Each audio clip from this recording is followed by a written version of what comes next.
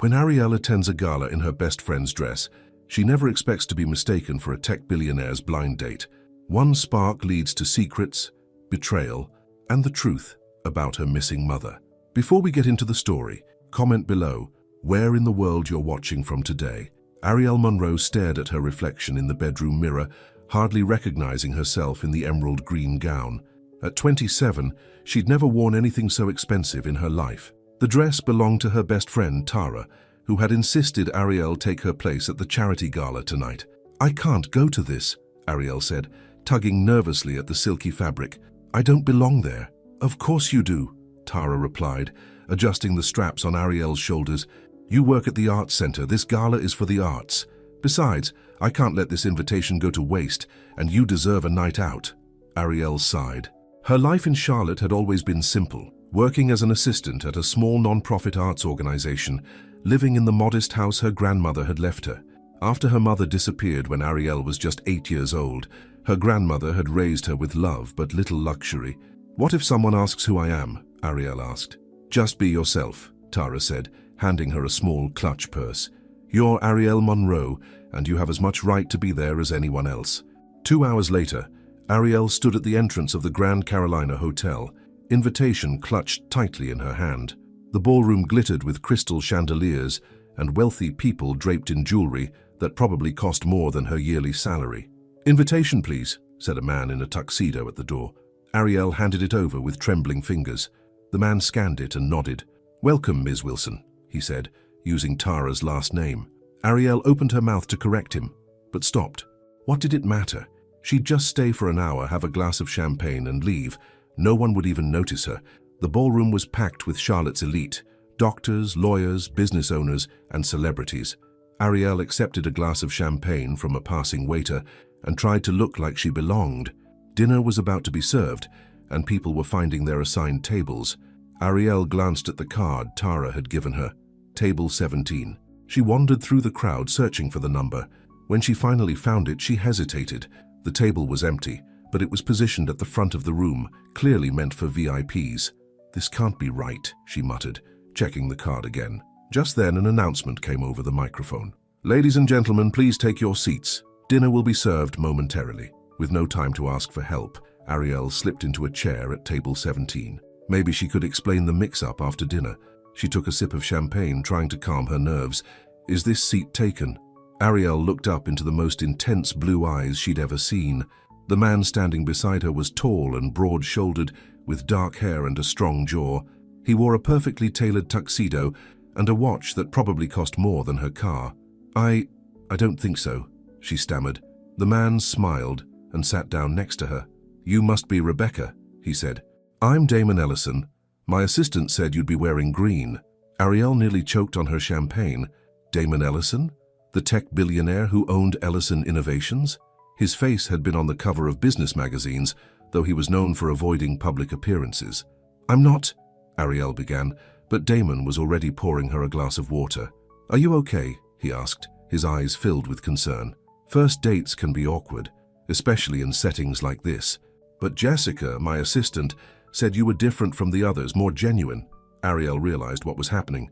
Damon thought she was his blind date, someone arranged through some exclusive service. She needed to correct him immediately. "Mr. Ellison, Please call me Damon," he said, his smile warming. "I hate formalities. That's why I usually avoid these events. But the Children's Hospital is a cause I care about." There was something in his eyes, a sincerity, a vulnerability, that made Ariel pause. When was the last time someone had looked at her that way, like she was someone worth talking to?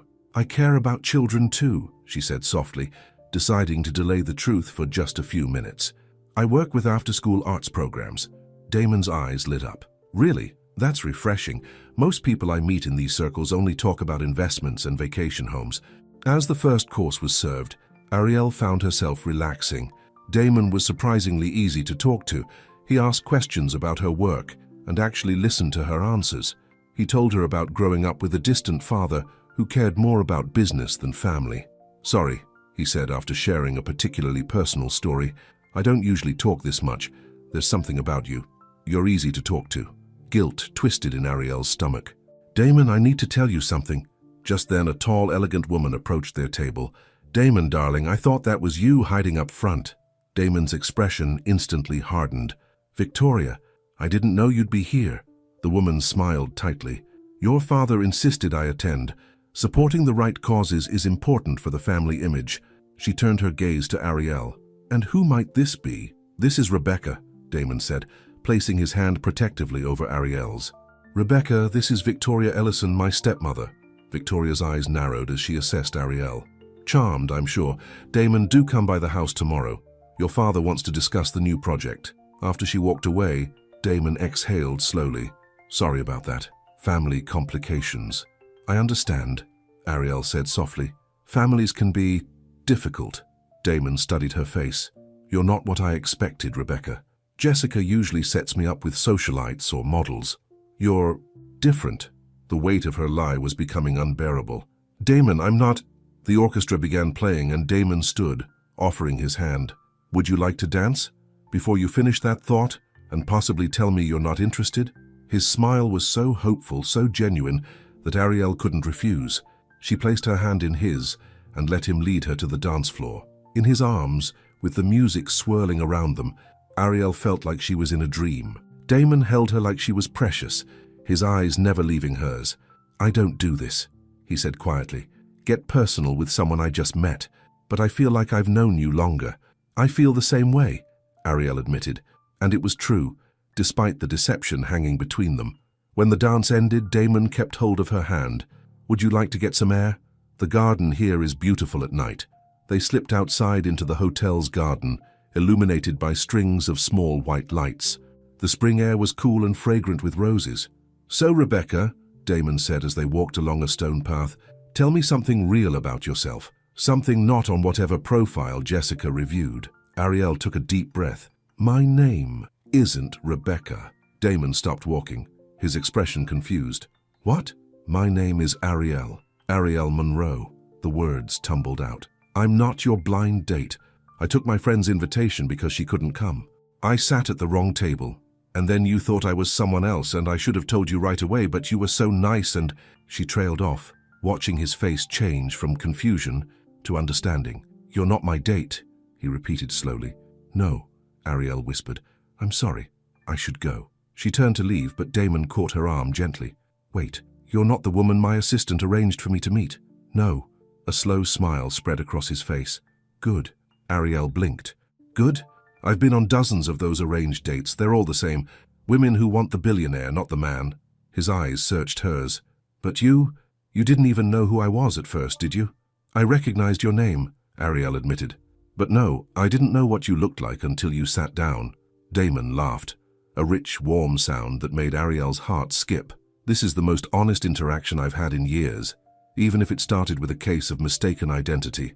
Relief washed over Ariel. You're not angry. How could I be angry about meeting the most refreshing woman in Charlotte? He offered his arm. Now, Ariel Monroe, would you like to continue our evening? This time with no mistaken identities between us? Ariel smiled and took his arm. I'd like that very much. They walked through the garden, talking as if they'd known each other for years. Damon told her about the pressure of running a tech empire and how lonely it could be at the top.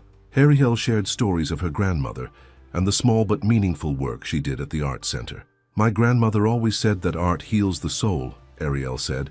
That's why I love my job, even though it doesn't pay much. She sounds wise, Damon said. My mother used to say similar things before she left. She left? Ariel asked softly. Damon's expression darkened. When I was 10, she chose her freedom over her family. My father never forgave her, and he made sure I didn't either. I'm sorry, Ariel said. My mother disappeared when I was 8. I never knew why. Damon squeezed her hand. Seems we have that in common too. As the night grew late, they returned to the ballroom just as the event was winding down. Damon looked at his watch reluctantly.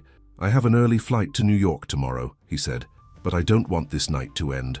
All good things must come to an end, Ariel said with a small smile. But they can also have new beginnings, Damon countered. He pulled out his phone. May I have your number? I'd like to see you again when I return. Ariel hesitated only briefly before giving it to him. This night had been magical, but tomorrow reality would return. Men like Damon Ellison didn't date women like her. I'll call you, he promised, bringing her hand to his lips for a gentle kiss. Thank you for a surprisingly wonderful evening, Ariel Monroe. As Ariel rode home in a taxi Damon had insisted on paying for, she couldn't stop smiling. She knew it was probably just one special night, a fairy tale that would end at midnight. Men like Damon lived in a different world, but for tonight, she'd allow herself to dream. The next morning, Ariel woke to her phone ringing. It was Tara. "Well?" her friend demanded. "How was the gala? Did you die of boredom?" Ariel laughed. "Not exactly. You'll never believe what happened." As she recounted the evening's events, Tara gasped. "Wait, Damon Ellison? The Damon Ellison? Ariel, do you know how rich he is?" "That's not important," Ariel said. "He was kind and interesting and probably already on his way to New York, forgetting all about the girl in the borrowed dress," Tara said gently. "I know," Ariel sighed. "It was one magical night, that's all." Just then, her phone beeped with a text message. Unknown number. "Good morning, Ariel. I'm about to board my flight, but I couldn't stop thinking about you. Dinner when I return on Friday? Damon." Ariel's heart skipped. Maybe the magic wasn't over after all. Meanwhile, in his private jet, Damon smiled as he put away his phone. For the first time in years, he felt hopeful about something other than business. There was something special about Ariel Monroe, something genuine and warm that had been missing from his life for too long. What he didn't know was that their chance meeting wasn't entirely by chance, and the connections between them ran deeper than either could imagine, connections that would soon test the fragile beginning of their relationship. As his plane took off, Damon looked out at the clouds, thinking of Ariel's smile. For now, he was simply a man who had met a woman who intrigued him, but soon, both their pasts would collide in ways neither could predict. And somewhere in Charlotte, a woman who had been watching the charity gala from afar stared at a photograph in the society pages, a photograph of Damon Ellison dancing with a young woman in a green dress, a woman who looked remarkably like someone from her past. "It can't be," the woman whispered, touching the image with trembling fingers. After all these years. The week passed in a blur for Ariel. Every day, despite his busy schedule in New York, Damon called or texted. They talked about everything: her childhood with her grandmother, his struggles with his demanding father, their favorite books and movies. With each conversation, Ariel felt herself falling deeper, even as a voice in her head warned her to be careful. "He lives in a different world," she told herself Friday morning as she sorted through grant applications at work. "This can't last." Her phone buzzed with a text from Damon. "Just landed. Can't wait to see you tonight. I'll pick you up at 7.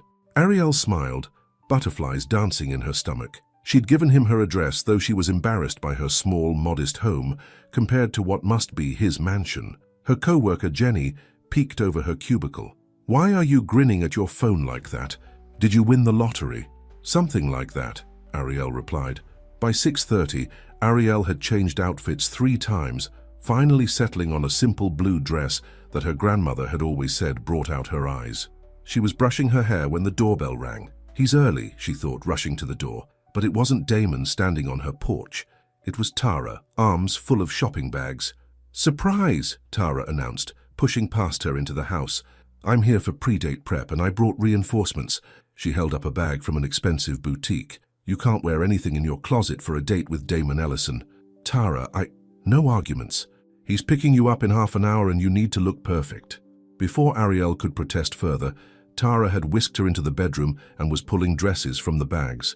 "This one," she declared, holding up a sleek red dress that looked far more revealing than anything Ariel would choose. "It's designer. Cost me a fortune, but it's worth it."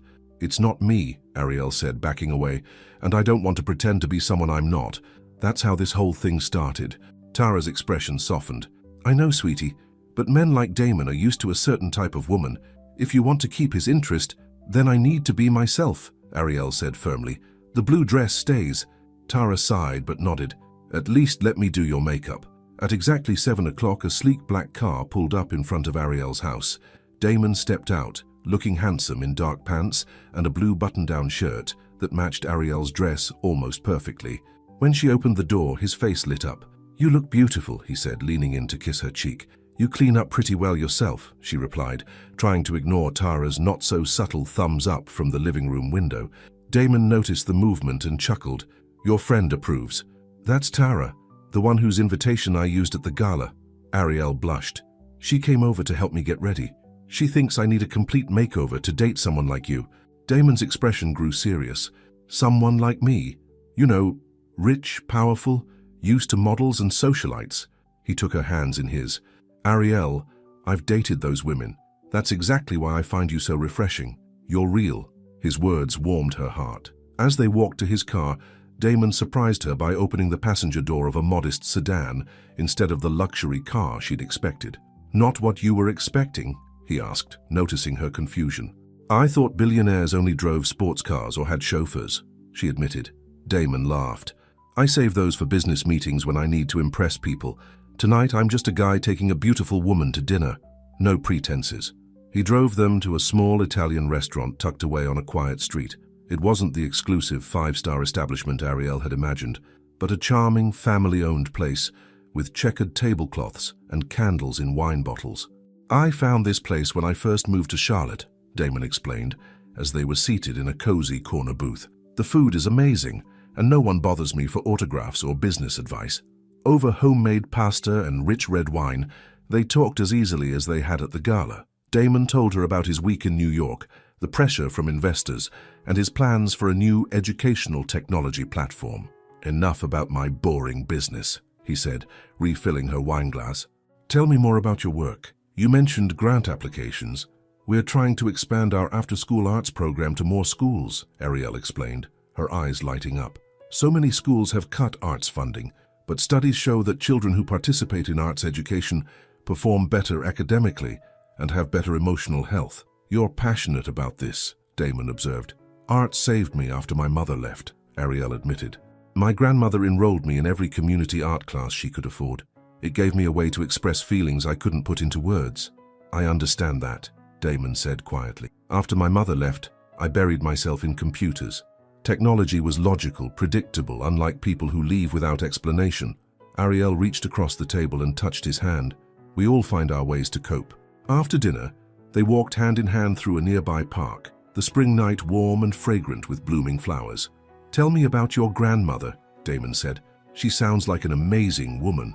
She was, Ariel smiled. She worked as a nurse her whole life. Never had much money, but so much love to give. She took me in without hesitation when my mother disappeared. Disappeared? Damon asked. Not just left? Ariel nodded. One day she was there, the next she was gone. No note, no explanation. The police investigated but found nothing. My grandmother always believed something bad must have happened because she'd never just abandoned me. But you're not so sure? Ariel sighed. I don't know. I was only 8.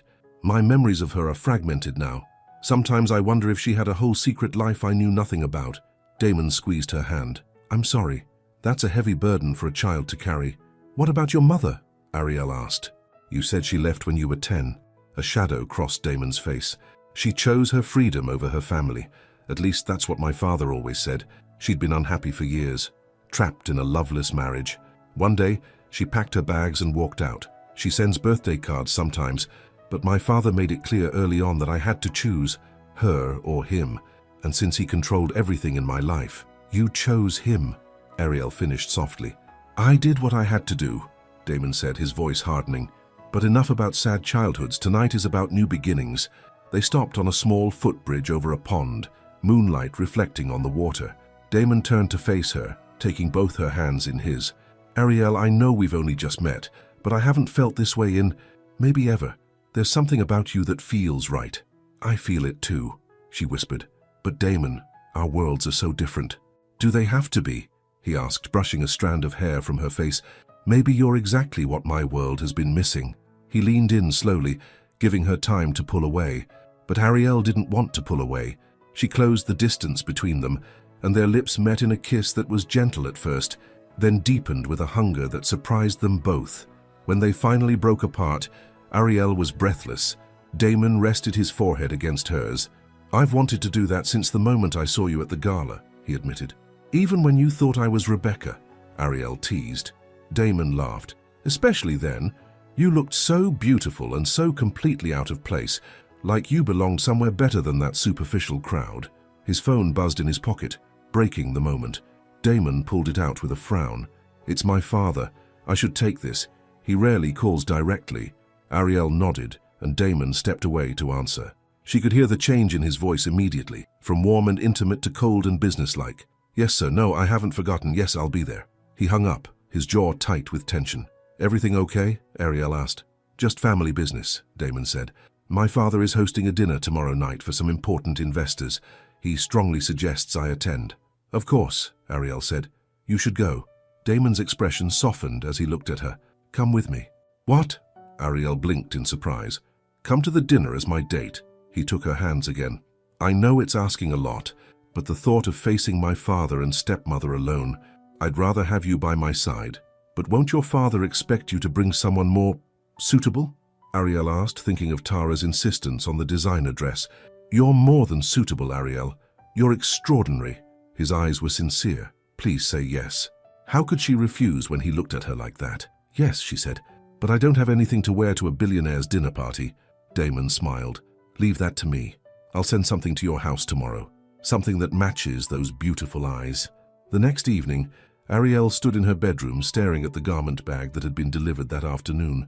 Inside was the most exquisite gown she'd ever seen, a floor-length creation in deep sapphire blue with delicate silver embroidery. It came with matching shoes and a small velvet box containing a simple but elegant silver necklace. A card tucked inside read, "To match your beautiful eyes, no fairy godmother needed. You're already perfect. D."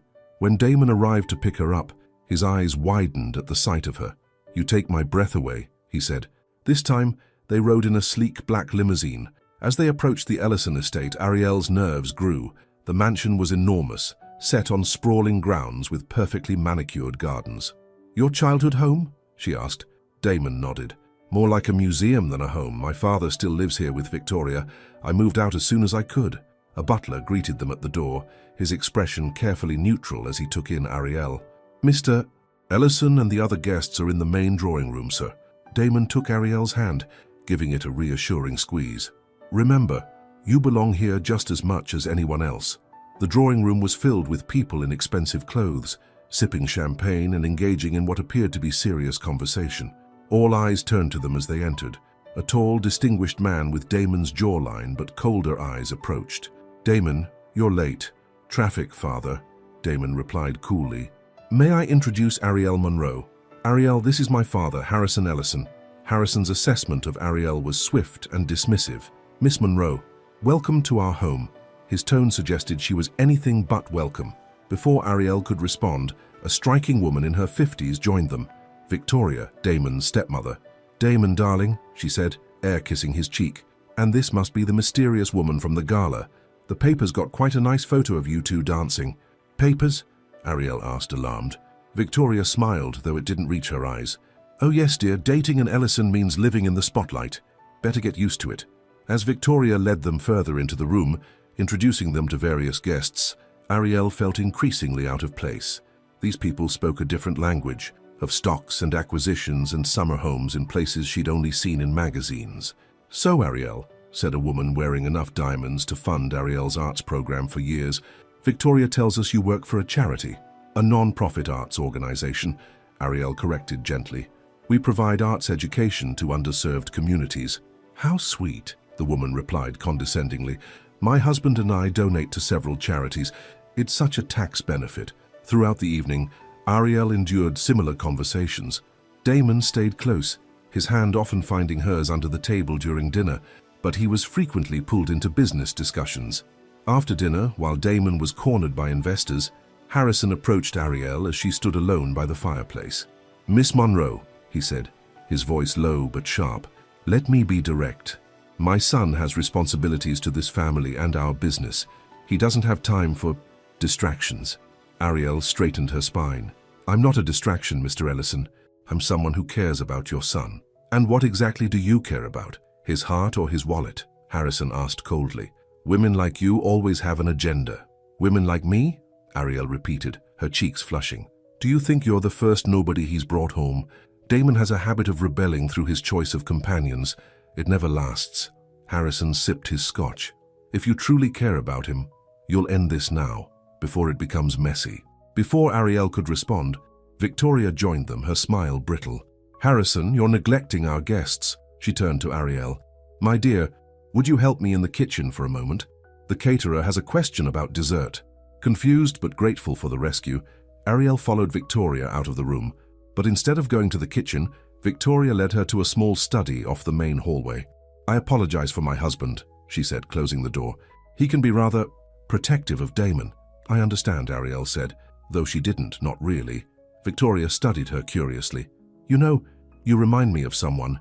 It's been bothering me since I saw that photo from the gala." She moved to a bookshelf and pulled down a framed photograph. "This was taken many years ago, at a benefit similar to the one where you met Damon."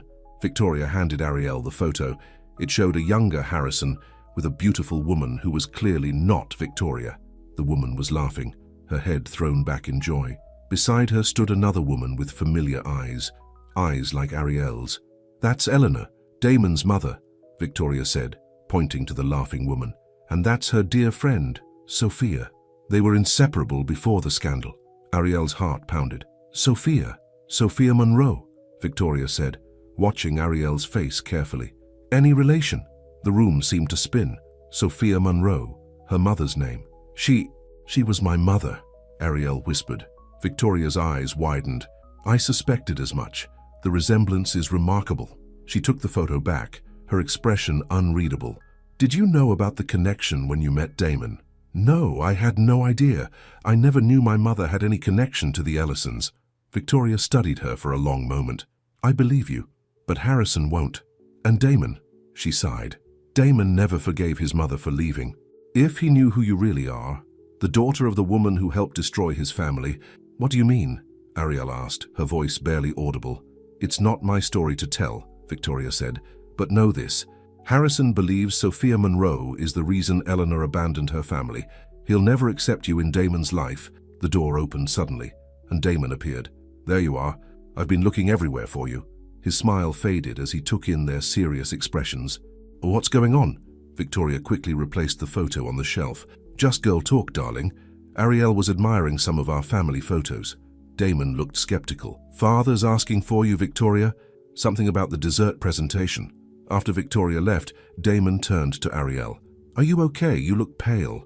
"I'm fine," Ariel lied. "Just a little overwhelmed." Damon pulled her into his arms. "I know these people can be a lot. We can leave if you want."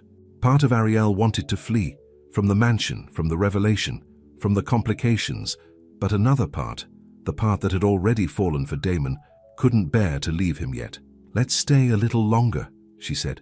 "I'm tougher than I look." Damon smiled and kissed her forehead.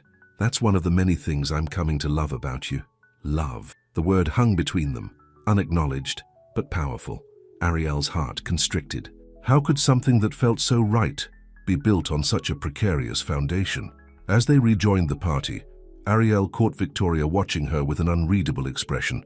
The older woman raised her champagne glass in a silent toast that felt more like a warning. Later that night, as Damon drove her home, Ariel was quieter than usual. Her mind raced with questions about her mother, about Eleanor Ellison, about the scandal Victoria had mentioned. "Penny, for your thoughts?" Damon asked, reaching for her hand. "Just processing," Ariel said. "Your world is very different from mine. Does that scare you?" "A little," she admitted.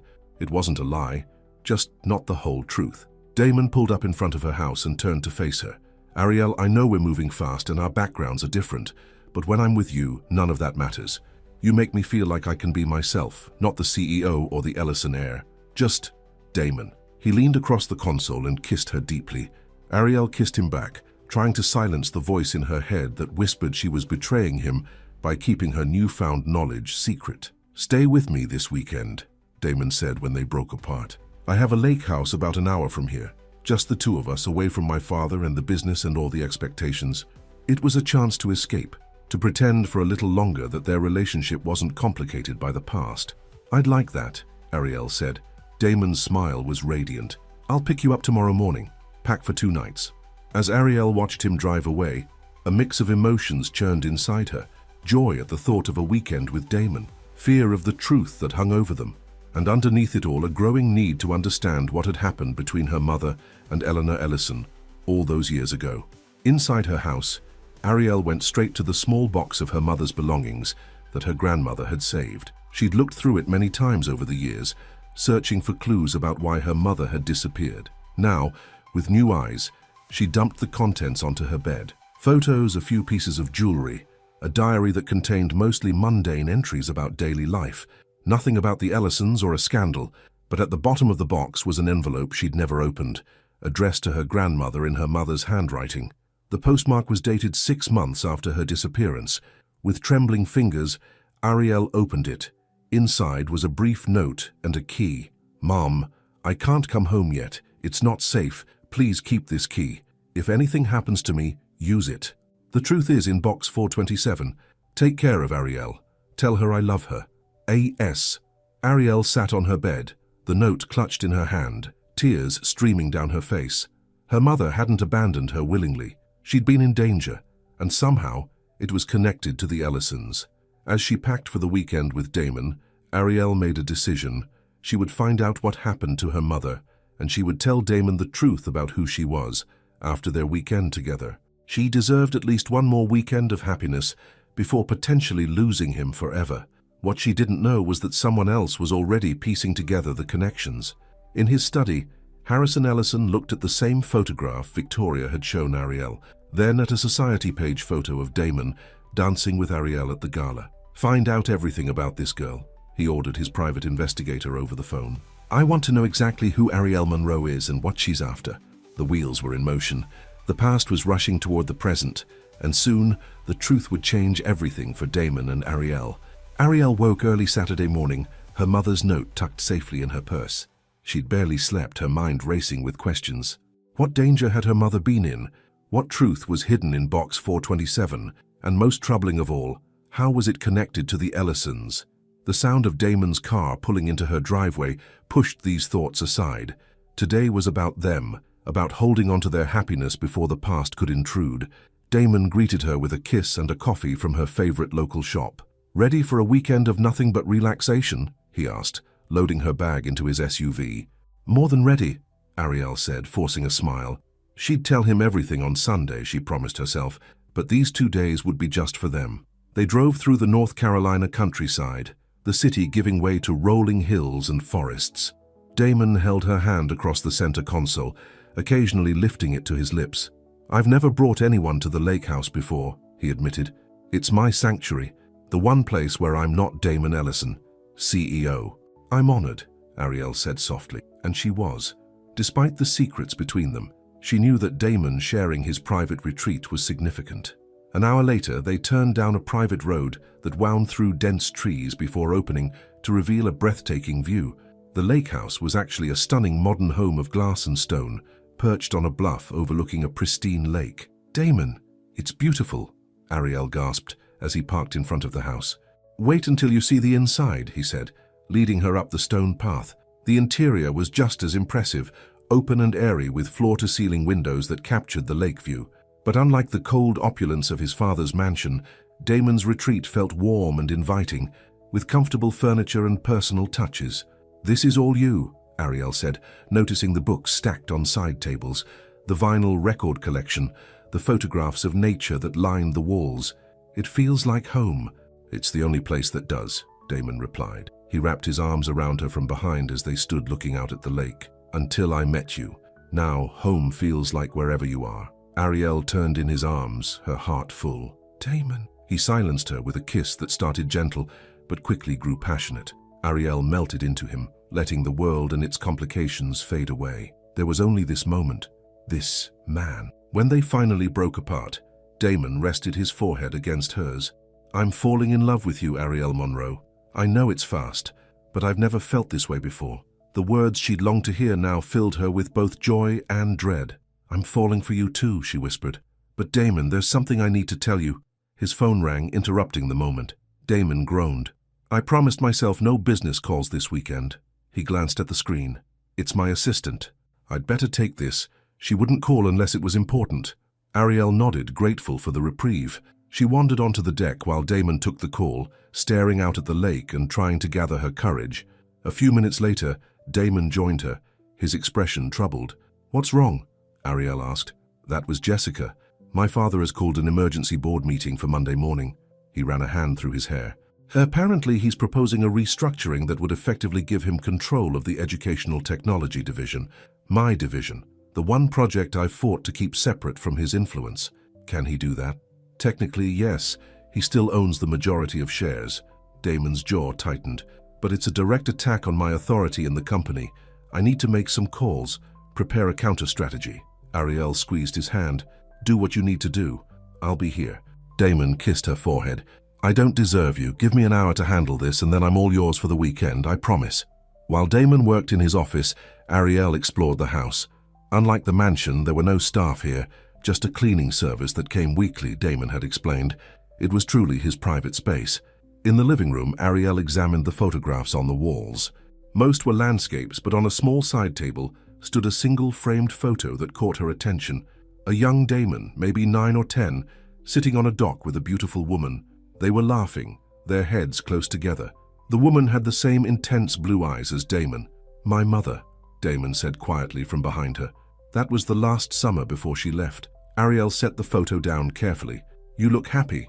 We were that day. Damon moved to stand beside her. That's why I bought this place. The lake reminds me of the few good memories I have of her. Do you ever see her? Ariel asked gently. Damon's expression hardened. No. After she left, my father made it clear I had to choose. The few times she tried to contact me directly, he intercepted it. Eventually, I stopped expecting to hear from her. That seems cruel, Ariel said, to keep a mother from her child. She made her choice, Damon said, but there was pain beneath the coldness. She chose her freedom and her friend over her family. Friend. The word hung in the air, and Ariel's heart raced. Could he mean her mother?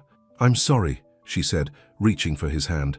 I didn't mean to bring up painful memories. Damon's expression softened. It's not your fault. And honestly, talking about it with you is easier than it's ever been with anyone else. He pulled her into his arms.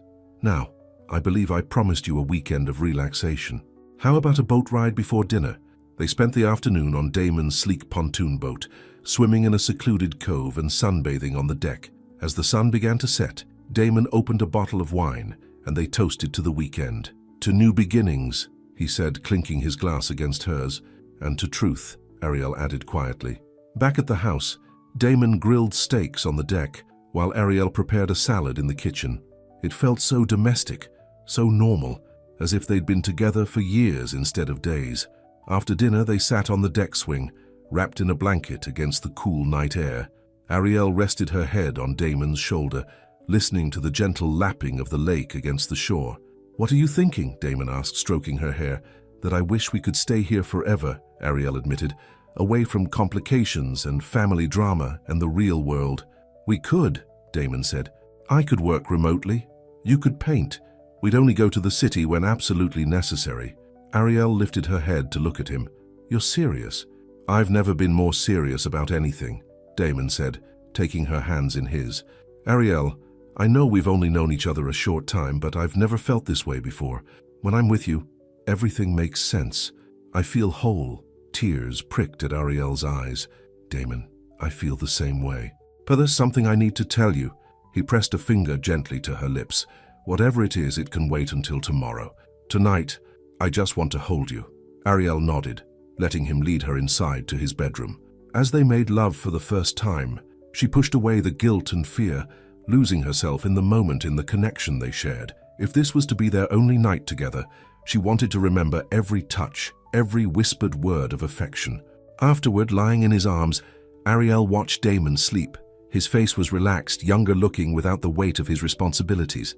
She traced his features with her fingertips, memorizing him. I love you, she whispered, knowing he couldn't hear her. And I hope you can forgive me. Sunday morning dawned bright and clear. Ariel woke to find Damon's side of the bed empty, but a note on his pillow made her smile. Gone for coffee and breakfast supplies. Back soon. Last night was perfect. You're perfect. D. She showered and dressed in jeans and a light sweater, rehearsing in her mind how to tell Damon the truth. By the time she heard his car in the driveway, her stomach was in knots. Damon entered with a bakery box and a tray of coffees, his smile faltering when he saw her serious expression. What's wrong? He asked, setting down the breakfast items. Ariel took a deep breath. Damon, there's something I need to tell you. Something I learned at your father's house. He led her to the couch, concern in his eyes. You can tell me anything. It's about my mother, Ariel began. And yours. Before she could continue, Damon's phone rang. He glanced at it, ready to ignore the call, but then frowned. "It's Jessica again. After yesterday's news, I should—" He gave Ariel an apologetic look. "1 minute, I promise." He answered the call, but his expression quickly changed from annoyance to shock. "She's what? When?" He listened intently. "No, don't let her leave. Tell her I'm on my way."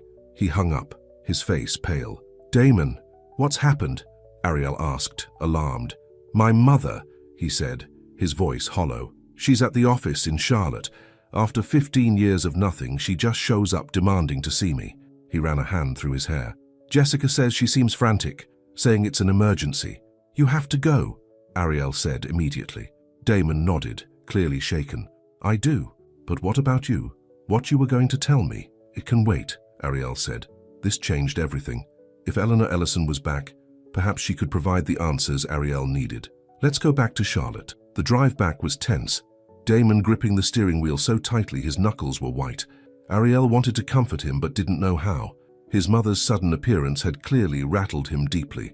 "Why now?" he said, breaking the silence. "After all these years, why would she suddenly appear?" "Maybe something's happened," Ariel suggested. "You said Jessica described her as frantic. Or maybe she needs money," Damon said bitterly. "That would be typical." They arrived at the Ellison Innovations headquarters just after noon. The modern glass building dominated the Charlotte skyline, a testament to the family's wealth and power. In the lobby, Jessica was waiting anxiously. "She's in your office," she told Damon. "Security wanted to remove her, but she was causing such a scene. She kept saying it was a matter of life and death." Damon took Ariel's hand. "Come with me?" "Are you sure?" she asked. "This seems like a private family matter." "You are my family now," Damon said firmly. "Whatever she has to say, I want you there." As the elevator carried them to the top floor, Ariel's heart pounded. She was about to meet Eleanor Ellison, the woman connected to her mother's disappearance, the woman who had abandoned Damon. Damon's office suite was expansive, with a reception area leading to a large corner office with floor-to-ceiling windows. Through the glass door, Ariel could see a woman pacing nervously. Eleanor Ellison was still beautiful, though her face showed the lines of age and worry. When she saw Damon, she stopped pacing, her hand going to her mouth. "Damon," she whispered as they entered, "you look so much like your father." Damon's expression was cold. "What are you doing here, Mother?" Eleanor's eyes filled with tears. "You have every right to be angry, but please, I need you to listen. You're in danger." "Danger?" Damon repeated skeptically. "What kind of game is this?"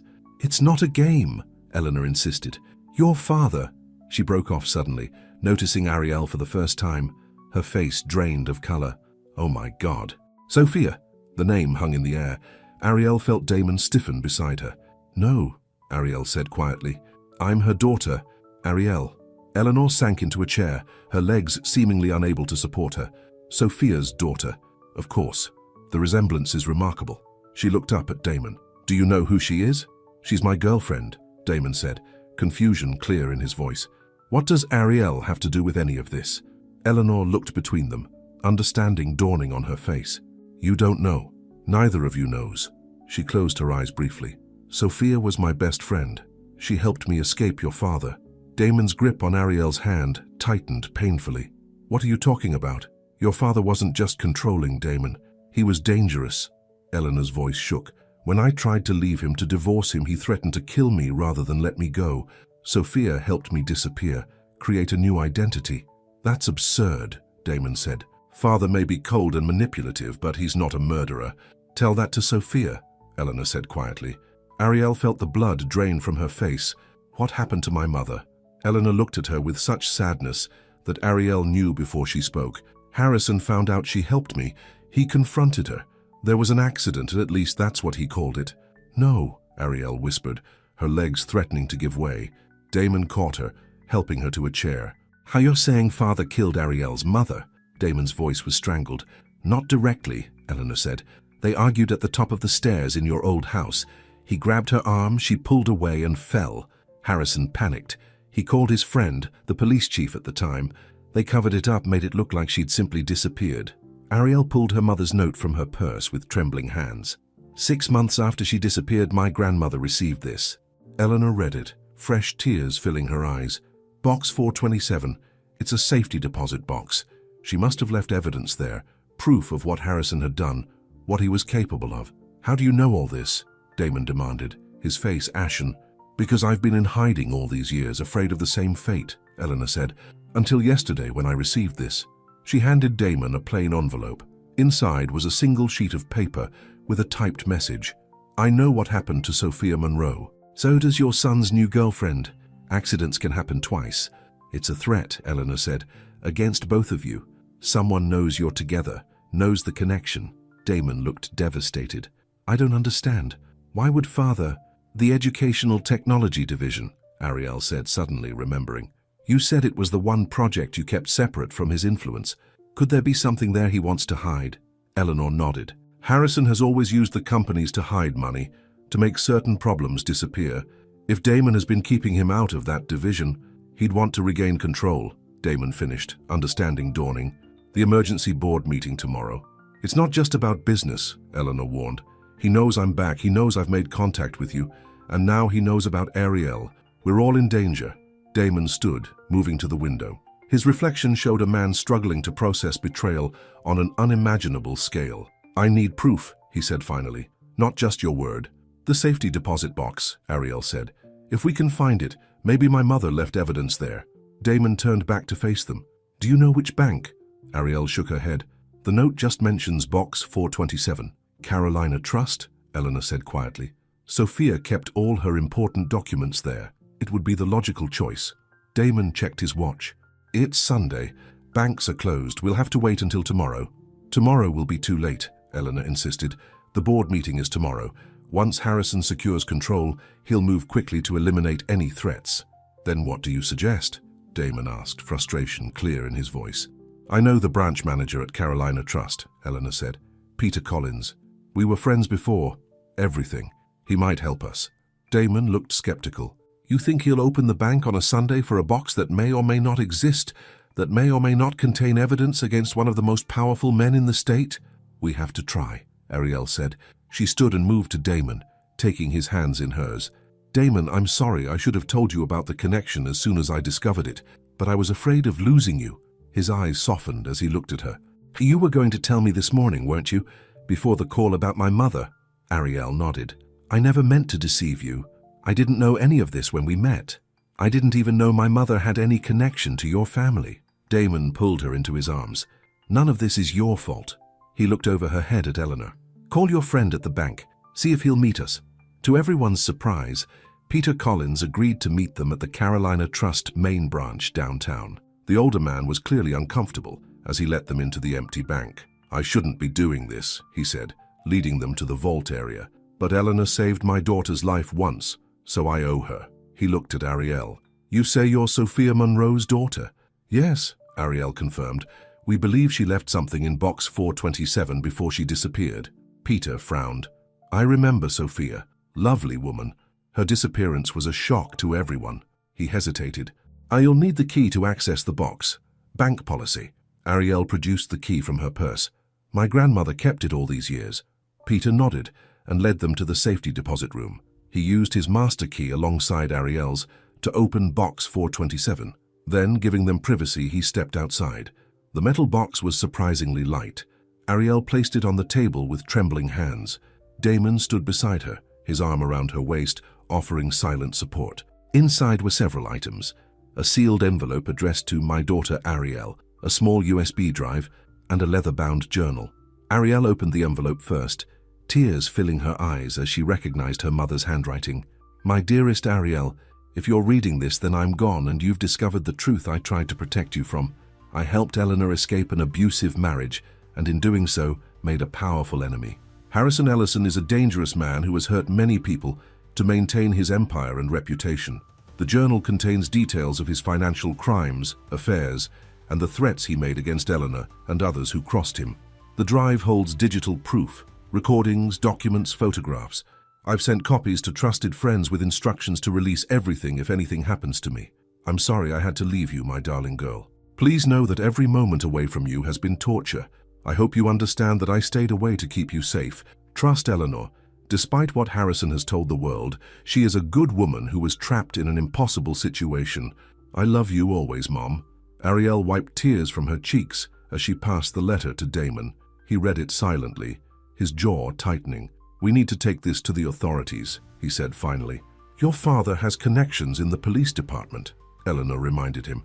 We need to be careful who we trust. I know someone, Damon said. An FBI agent who's been investigating financial crimes. He approached me a few months ago with questions about some of Father's international deals. I didn't have anything to give him then, but now he pulled out his phone and made a call, stepping away to speak privately. When he returned, his expression was determined. Agent Cooper will meet us at my apartment in an hour. He's bringing a team. Damon looked at his mother. If what you're saying is true, if Father really is responsible for Sophia's death and these financial crimes, he'll go to prison, Eleanor finished, where he belongs. As they prepared to leave the bank, Damon pulled Ariel aside. Are you okay? Ariel shook her head. I don't know. I've spent almost 20 years wondering what happened to my mother. Now I know she didn't abandon me. She was protecting me. Fresh tears spilled down her cheeks. And she's really gone. I always hoped, somehow. Damon pulled her into his arms, holding her as she cried. I'm so sorry, Ariel. And I'm sorry our families are connected this way. Do you blame me? She asked, her voice small. For what my mother did, helping yours leave? No, Damon said firmly. If what they're saying is true, your mother was trying to save mine from an abusive marriage. How could I blame her for that? He cupped Ariel's face in his hands. And how could I blame you when meeting you is the best thing that's ever happened to me? Ariel looked into his eyes, seeing the truth there. I love you, Damon. I love you too, he said, kissing her gently. We'll get through this together. They left the bank with the evidence, unaware that they were being watched. In a black sedan across the street, Harrison Ellison's private investigator took photographs of them exiting with Eleanor. They were at Carolina Trust, he reported into his phone. All three of them. They had something with them when they left. Follow them, Harrison ordered, and call Stevens at the police department. I want to know exactly what they're doing. As Damon drove them to his apartment, with Eleanor following in her rental car, storm clouds gathered overhead. A fitting backdrop, Ariel thought, for the confrontation to come. What none of them realized was that Harrison was already one step ahead of them. While they had been at the bank, he'd called an emergency board meeting for that evening instead of Monday morning. By the time they reached Damon's apartment, Harrison Ellison would have complete control of Ellison Innovations, and he would stop at nothing to protect his secrets and his empire, even if it meant eliminating his own son. Thunder rumbled overhead as Damon pulled into the parking garage beneath his downtown apartment building. The storm that had been threatening all afternoon was finally breaking, sheets of rain now pouring from the darkened sky. Eleanor parked beside them, and they hurried to the private elevator that would take them directly to Damon's penthouse. Agent Cooper should be here within the hour, Damon said, as they entered his spacious apartment. Unlike the cold opulence of his father's mansion or the warm comfort of his lake house, the penthouse was sleek and modern, a place designed for appearances rather than living. We should review everything before he arrives, Eleanor suggested, setting her purse on the glass coffee table.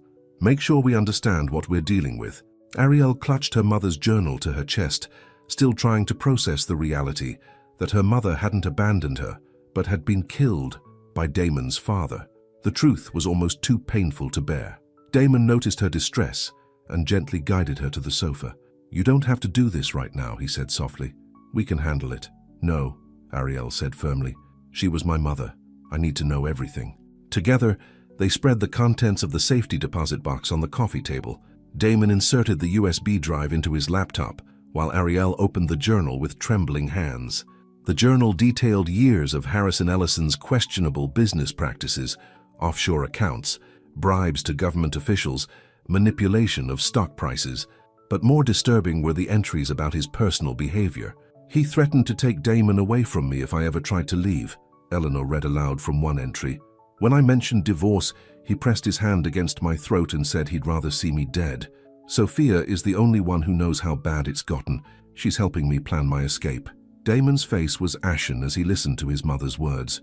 I had no idea, he whispered. I knew things weren't good between you, but you were a child, Eleanor said gently. Harrison was careful to keep his true nature hidden from you and the outside world. But not from Sophia, Ariel said, looking down at her mother's familiar handwriting. She knew everything.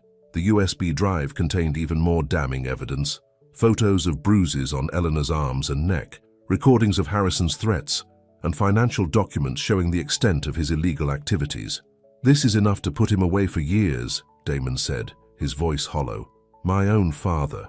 His phone rang, interrupting the moment. It's Jessica, he said, checking the screen. She shouldn't be calling on a Sunday unless it's important, he answered, putting the call on speaker. Jessica, what's going on? Damon, where are you? His assistant's voice was panicked. Your father called an emergency board meeting for this evening. It's starting in 30 minutes, and he's telling everyone you've had some kind of breakdown. He's moving to have you removed as CEO. What? Damon stood, pacing to the window. The meeting was scheduled for tomorrow. He moved it up suddenly, said it was urgent. Victoria is here backing him up, saying you've been acting erratically, making questionable decisions. Jessica lowered her voice. There are rumors about you dating some gold digger who's manipulating you. They have photos of you and a woman from the charity gala. Ariel flinched at the words, but Damon's expression only hardened. Jessica, listen carefully. I need you to stall that meeting. Tell them I'm on my way, and call these board members directly. He listed several names.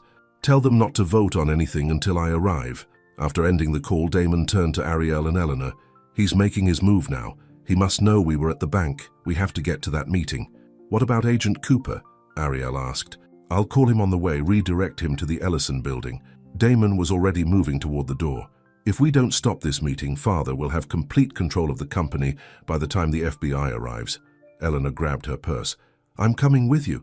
So am I, Ariel said firmly. Damon looked like he wanted to argue, but nodded.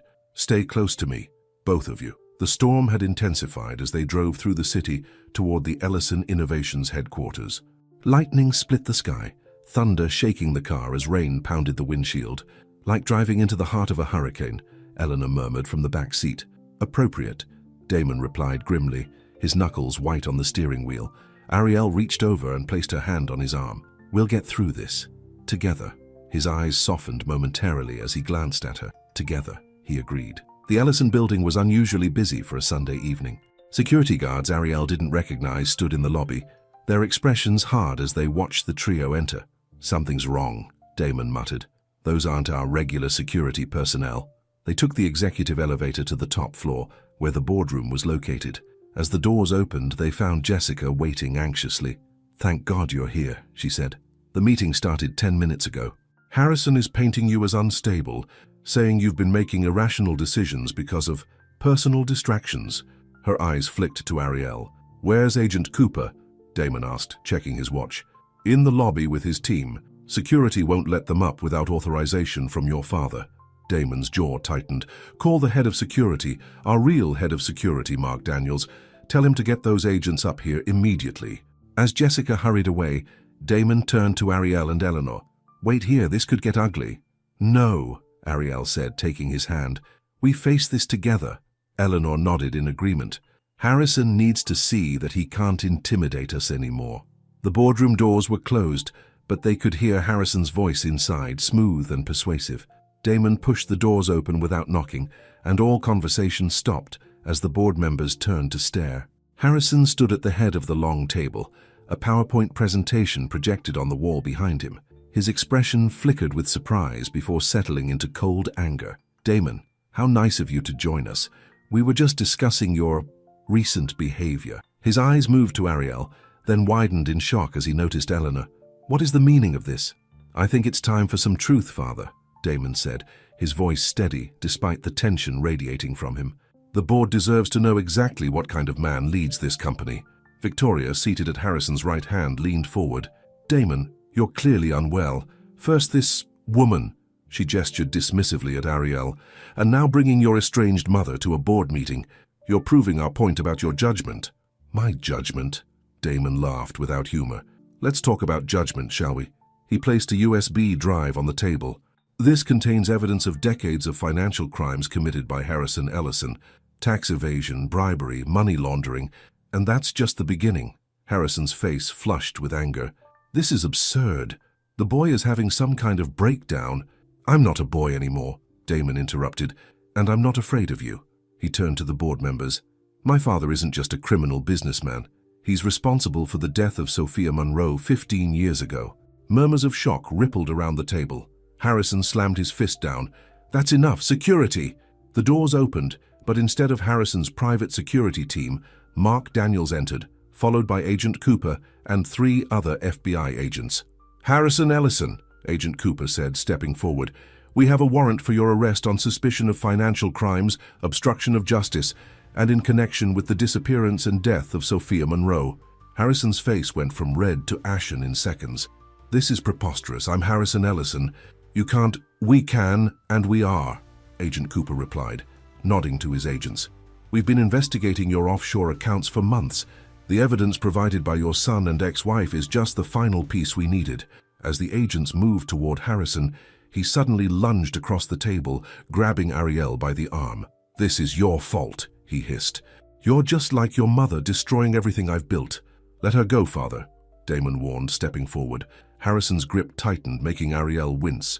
"Everything I did for this company, for our family name.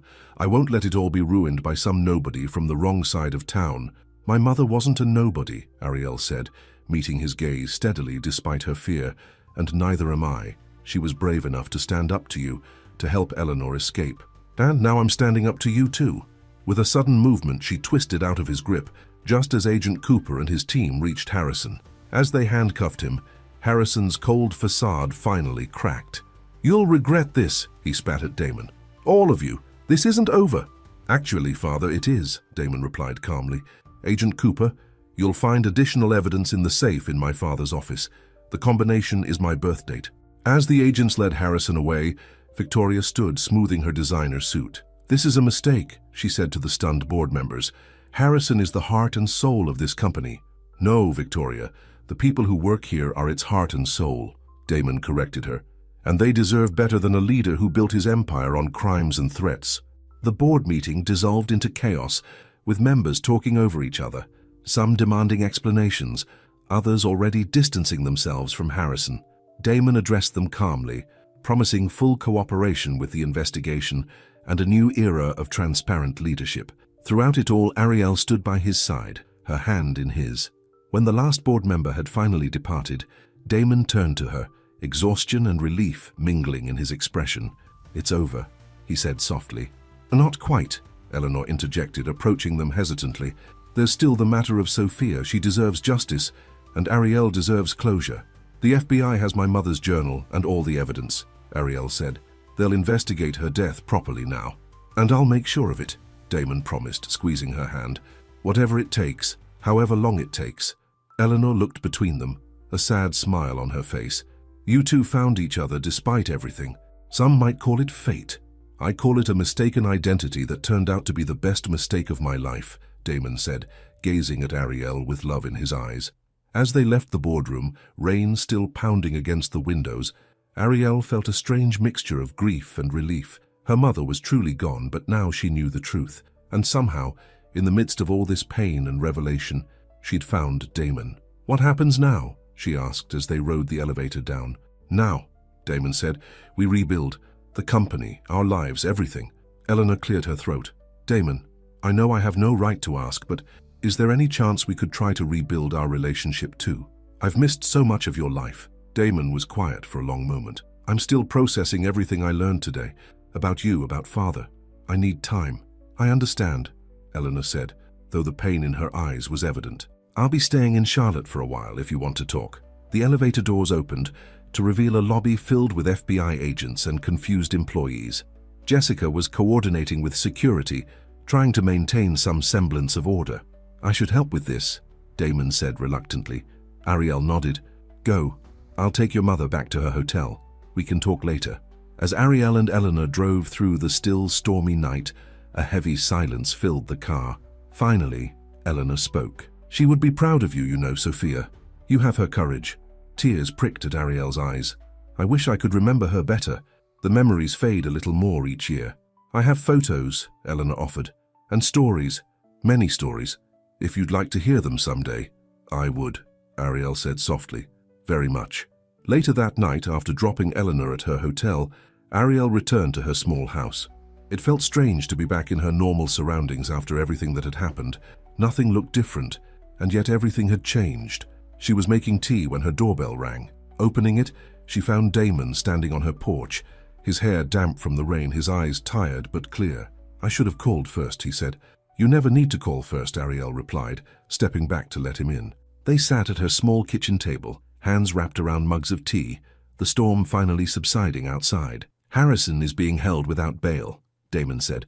The FBI found even more evidence in his office. This will be a very public, very messy case. I'm sorry, Ariel said. I know despite everything, he's still your father. Damon shook his head. The father I thought I knew never existed. Just a carefully constructed image. He reached across the table for her hand. But that's not why I came here tonight. Why did you come? Ariel asked, though she thought she knew the answer. Because in the middle of the worst day of my life, all I could think about was getting back to you. His blue eyes held hers. Everything I thought I knew about my family, my life has been turned upside down. But the one thing I'm certain of is how I feel about you. Damon, please, let me finish. He took a deep breath. I know this is fast. I know we met under strange circumstances that got even stranger. But I love you, Ariel Monroe, and if you'll let me, I want to build a new life with you, one based on truth and trust. Ariel felt tears well in her eyes. I love you too, but are you sure? Your life is going to be so complicated for a while. The company, the trial, the press, all the more reason to have you by my side. He smiled. Unless you're tired of dating a scandal-plagued CEO whose father is headed to prison. Despite everything, Ariel laughed. When you put it that way, how could I resist? Damon stood, pulling her into his arms. Move in with me, not to the penthouse. That never felt like home. We could live at the lake house at least until things settle down. What about your job? The company needs you now more than ever. I can work remotely most days. And honestly, after today, I'm thinking about stepping back, letting someone else take the CEO position while I focus on the educational technology division. That's always been my passion anyway. Ariel looked up at him, seeing the sincerity in his eyes. Are you sure about all this? About us? I've never been more sure of anything in my life, Damon said, and sealed his words with a kiss. 3 months later, the Charlotte Arts Center was transformed for its annual fundraising gala. Crystal chandeliers hung from the ceiling, casting a warm glow over elegant table settings and floral arrangements. In the corner, a string quartet played softly as Charlotte's elite mingled and chatted. In a small office off the main hall, Ariel adjusted her midnight blue gown nervously. As the newly appointed director of community outreach for the Arts Center, she had helped organize tonight's event, but she still felt out of place among the wealthy donors. You look stunning, said Tara, appearing in the doorway. Damon won't be able to take his eyes off you. Is he here yet? Ariel asked, checking her reflection one last time. Just arrived, and so has your special guest. Ariel smiled. Good. Everything's ready for the announcement? All set, Tara confirmed. The Ellison Monroe Arts Education Initiative will be officially launched tonight with its first $5 million in funding. The past 3 months had been a whirlwind. Harrison's arrest had made national headlines, the scandal rocking the business world. Victoria had fled to Europe, reportedly with millions in assets that the FBI was still trying to trace. Damon had stepped down as CEO of Ellison Innovations, taking on a new role leading the educational technology division, while a trusted board member took over daily operations. True to his word, they had moved to the lake house, creating a peaceful sanctuary away from the media frenzy. Eleanor had become a regular visitor, slowly rebuilding her relationship with her son and forming a new bond with Ariel, sharing stories and memories of Sophia. The investigation into Sophia's death had been reopened, and with the evidence from her journal and testimony from those involved in the cover-up, Harrison was now facing additional charges of manslaughter and obstruction of justice. Through it all, Damon and Ariel's relationship had only grown stronger. Their unusual beginning, a case of mistaken identity at a charity gala, now seemed like fate. Ready? Tara asked, breaking into Ariel's thoughts. Ariel nodded and followed her friend into the crowded ballroom. Almost immediately, she spotted Damon across the room, handsome in a black tuxedo, talking with a group of potential donors. As if sensing her presence, he looked up, his face lighting up when he saw her. Excusing himself, he made his way to her side. You take my breath away, he whispered, kissing her cheek. Every time I see you. You clean up pretty well yourself, she replied, echoing her words from their first date. The Damon Ellison I see in the papers is much more handsome in person, came a voice from behind them. They turned to find Eleanor smiling at them, elegant in a silver gown. Thank you for coming, Ariel said, hugging her. It means a lot to have you here. I wouldn't miss it, Eleanor replied. Sophia dreamed of expanding arts education. This foundation honors her perfectly. As the evening progressed, Ariel found herself actually enjoying the gala. Unlike that first night when she'd felt so out of place, she now moved confidently among the guests, discussing the arts programs with potential donors, her passion evident in every word. After dinner, Damon took the stage to make the official announcement of the Ellison Monroe Arts Education Initiative, a foundation dedicated to bringing arts programs to underserved schools throughout North Carolina. This foundation represents not just a commitment to education, he said, his eyes finding Ariel in the crowd, but a bridge between past and future, a way to honor those we've lost while creating opportunities for the next generation. The applause was enthusiastic, the pledges of support immediate and generous. As Damon rejoined Ariel, he looked relieved and happy. "That went well," he said. "Father would have hated every minute of it, which makes it even better." Ariel laughed. "Using the Ellison money for arts programs? He's probably fuming in his cell." "Let him fume," Damon said, taking her hand. "This is our legacy now, not his." As the orchestra began to play, Damon led Ariel to the dance floor. They moved together smoothly, as if they'd been dancing together for years instead of months. "Do you remember the first time we danced?" Damon asked, holding her close. "At the gala where we met," Ariel said, smiling at the memory. "When you thought I was Rebecca. I knew by the end of that dance that you were someone special," Damon admitted, "even before I knew your real name." The music swelled around them as they danced, lost in each other and the moment. When the song ended, Damon didn't release her. Instead, he took a small step back and, to Ariel's shock, dropped to one knee. The room fell silent as people noticed what was happening. Ariel's hand flew to her mouth, tears immediately filling her eyes. "Ariel Monroe," Damon said, his voice clear and strong despite the emotion in his eyes. "We met by chance, or maybe fate, at a gala not unlike this one. You were wearing a borrowed dress and using a borrowed name, but your heart was all your own. And from that night forward, my heart has belonged to you." He pulled a small velvet box from his pocket and opened it to reveal a stunning sapphire ring surrounded by diamonds. "This belonged to my grandmother, a woman of grace and courage, much like you, much like your mother." Tears were flowing freely down Ariel's cheeks now. Around them, the crowd watched in rapt silence. "Our beginning may have been built on a misunderstanding," Damon continued, "but our future will be built on truth, trust, and love. Ariel Monroe, will you marry me?" "Yes," Ariel whispered, then louder, "Yes." The room erupted in applause as Damon slipped the ring onto her finger and rose to kiss her. In that moment, surrounded by light and music and joy, the pain of the past seemed to fade, replaced by the promise of a future they would build together. Later, as the gala was winding down, Damon and Ariel stepped outside for a moment of quiet. The night was clear, stars visible above the city lights, a stark contrast to the stormy night when Harrison had been arrested. "Are you happy?" Damon asked, his arm around her waist. "Happier than I ever thought possible," Ariel replied honestly, "though I still sometimes wonder." "Wonder what?" "What if Tara hadn't given me her invitation that night? What if I'd sat at a different table? What if you'd recognized right away that I wasn't your date?" Damon smiled and pulled her closer. "Then I'd have missed meeting the love of my life. But I like to think we'd have found each other eventually. Some things are just meant to be." As they stood there, contemplating the twists of fate that had brought them together, Eleanor approached, a strange expression on her face. "Ariel," she said hesitantly, "there's someone here I think you should meet." She stepped aside to reveal a woman standing in the shadows. As she moved into the light, Ariel gasped. The woman was older, her once dark hair now streaked with gray, her face lined with years of worry and hiding, but her eyes, Ariel's eyes, were unmistakable. "Mom!" Ariel whispered, unable to believe what she was seeing. The woman nodded, tears streaming down her face. "Ariel, my baby girl." "But how the evidence, the investigation? Everyone said you were dead." "I'm so sorry," Sophia said, her voice breaking. "After the accident, I was injured but alive. Harrison thought I was dead, and when I woke up in the hospital, I realized it was safer for everyone if he continued to believe that. I've been living under a different name in a different state. It wasn't until I saw the news about Harrison's arrest that I dared to come back." Ariel stood frozen, unable to process what she was hearing. Her mother, the woman she had mourned for almost 20 years, was alive. Damon squeezed her hand supportively. "Take your time," he whispered. "This is a lot to take in." Eleanor stepped forward. "I didn't know either, Ariel. She contacted me yesterday, showed up at my hotel room.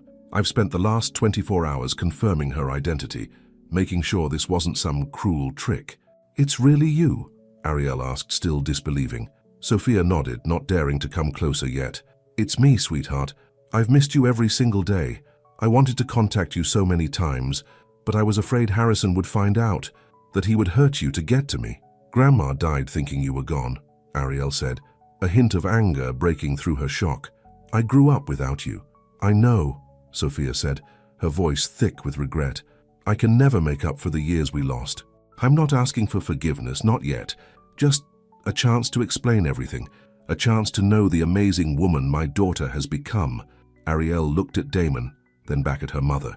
The woman she had missed every day of her life was standing before her, a miracle she had stopped believing in long ago.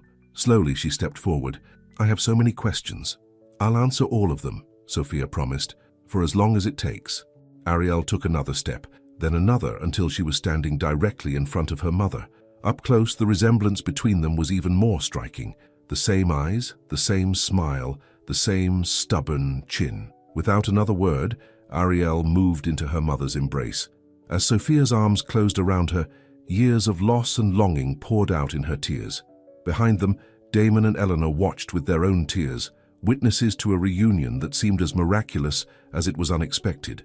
Later that night, as the last guest departed, Damon found Ariel standing alone on the balcony, looking up at the stars. Sophia had gone to Eleanor's hotel, giving Ariel space to process the shock of their reunion. How are you feeling? Damon asked, joining her. Overwhelmed, happy, angry, grateful? Ariel shook her head. I don't even know how to process all of this. You don't have to figure it all out tonight, Damon said gently. You have time now. Time to rebuild, to heal, to create a new relationship with her. Ariel looked down at the sapphire ring sparkling on her finger. When I came to that first gala, I never imagined my life could change so completely. For the better, I hope, Damon asked, a hint of vulnerability in his voice. Ariel turned to face him, reaching up to touch his cheek. For the better in every way. We found each other despite all the odds, despite family secrets and old wounds. And now we get to build something new together. Damon smiled and took her hand, leading her back toward the ballroom where the orchestra was playing one last song. The room was nearly empty now, the dance floor theirs alone. May I have this dance, future Mrs. Ellison? He asked with a formal bow. Ariel curtsied playfully. You may, Mr. Ellison. As they moved across the floor, the same floor where they had first danced months ago, Ariel felt a sense of completion. Her past, which had been full of questions and loss, was finally coming into focus. Her future, once so limited and predictable, now stretched before her, full of possibility and love. The mistaken identity that had brought them together had led to the truest connection either of them had ever known. And as Damon held her close, his heartbeat strong and steady against hers, Ariel knew that some mistakes were simply fate's way of leading us exactly where we needed to be. 6 months later, another charity gala. Another ballroom filled with Charlotte's elite. But this time, Ariel wasn't wearing a borrowed dress or sitting at the wrong table. This time, she belonged. As the newly established Ellison Monroe Foundation's executive director, she had helped organize tonight's event to raise funds for arts education across the state. The response had been overwhelming, with donations pouring in from corporations and individuals alike. At her side throughout the evening was her mother, Sophia, now fully reintegrated into her life. Their relationship was still healing, still growing, but the anger had given way to understanding, and the joy of reunion outweighed the pain of separation. Eleanor was there too, elegant as always, proudly introducing herself as Damon's mother. The three women had formed an unlikely but unbreakable bond, united by their shared history and their love for Damon. Harrison remained in prison awaiting trial, his empire crumbling as more evidence of his crimes came to light. Victoria had been found in Switzerland and extradited to face charges of her own. The Ellison name, once synonymous with cold corporate power, was being reshaped by Damon into a force for good. As the evening wound down, Ariel found herself alone for a moment, watching the crowd from the edge of the room. So much had changed in a year. The shy assistant who had been afraid to attend a gala was now confidently leading one. The woman who had never expected to find love had found not only Damon, but her mother as well. Lost in thought, she didn't notice Damon approaching until he was beside her. "Penny for your thoughts, Mrs. Ellison?" he asked, using the title she would officially take in just 1 month at their wedding. Just reflecting on how much has changed, she replied, leaning into him as his arm slipped around her waist. How one night changed everything. Speaking of which, Damon said with a mysterious smile, there's someone here I'd like you to meet. He led her across the room to where a distinguished older woman stood talking with Eleanor and Sophia. As they approached, the woman turned, and Ariel was struck by her familiar blue eyes, Damon's eyes. Ariel, Damon said, I'd like you to meet Rebecca Taylor, the woman I was supposed to meet the night we met. Ariel's eyes widened in surprise. The real Rebecca. The woman laughed, a warm, genuine sound. The very same, though I must say Damon got the better end of the deal with you. She extended her hand. Eleanor has told me everything. What an extraordinary story you two have. Rebecca and I have become friends over these past months, Eleanor explained. She's joined the Foundation's board of directors. It seems fitting, Rebecca said with a smile, to be part of the story that began with my name, even if I wasn't actually there. As they chatted, Ariel marveled at how life had come full circle. The mistaken identity that had started everything had now become part of their extended family.